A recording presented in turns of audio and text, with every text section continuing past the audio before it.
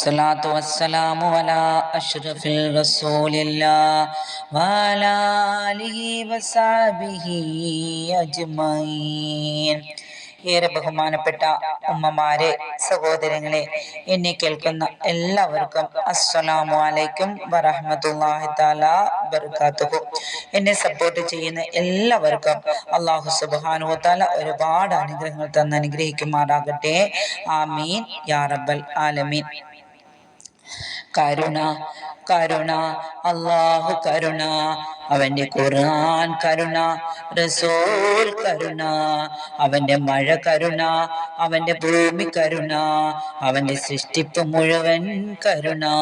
സയ്യിദിനാ ഉമർ ഇബ്നുൽ Khattab റളിയല്ലാഹു അൻഹു പറയുകയാണ്, യുദ്ധത്തടവുകാരെ ഒരുമിച്ച് പാർപ്പിക്കുന്ന ഒരു സ്ഥലത്ത് കൂടി പുണ്യ റസൂൽ കടന്നു പോകുകയാണ്.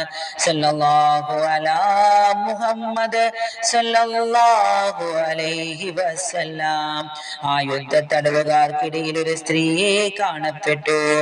ഏത് കുഞ്ഞിനെ കണ്ടാലും ആ സ്ത്രീ വാരിയെടുത്ത് മാറോട് ചേർത്ത് മുല കൊടുക്കും. ഏത് കുഞ്ഞിനെ കണ്ടാലും ഈ സ്ത്രീ വാരിയെടുത്ത് മാറോട് ചേർത്ത് മുല കൊടുക്കുമായിരുന്നു. ഇത് പരിശുദ്ധ നബിയുടെ കണ്ണുകളെ കരയിപ്പിച്ചു. സല്ലല്ലാഹു അലാ മുഹമ്മദ് സല്ലല്ലാഹു അലൈഹി വസല്ലം. സകല കുഞ്ഞുങ്ങളെയും മാറോട് ചേർത്ത് മുല കൊടുക്കുന്നത് കണ്ടപ്പോ നിറഞ്ഞ കണ്ണുകളോടെ അല്ലാഹുവിന്റെ റസൂൽ ചോദിച്ചു, നിങ്ങൾക്ക് തോന്നുന്നുവോ ഈ സ്ത്രീ തന്റെ ഈ മക്കളെ തീയിലേക്ക് വലിച്ചെറിയുമെന്ന് നിങ്ങൾക്ക് തോന്നുന്നുവോ?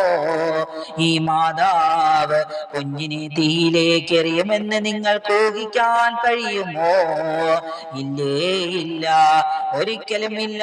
കാണുന്ന കുഞ്ഞുങ്ങളെ മുഴുവൻ വാരിയെടുത്ത് മാറോട് ചേർത്ത് കൊണ്ട് അവർക്ക് മുല കൊടുക്കുന്ന ഈ മാതാവ് കുഞ്ഞുങ്ങളെ ഒരു നിലയിലും തീയിലേക്ക് വലിച്ചെറിയില്ല.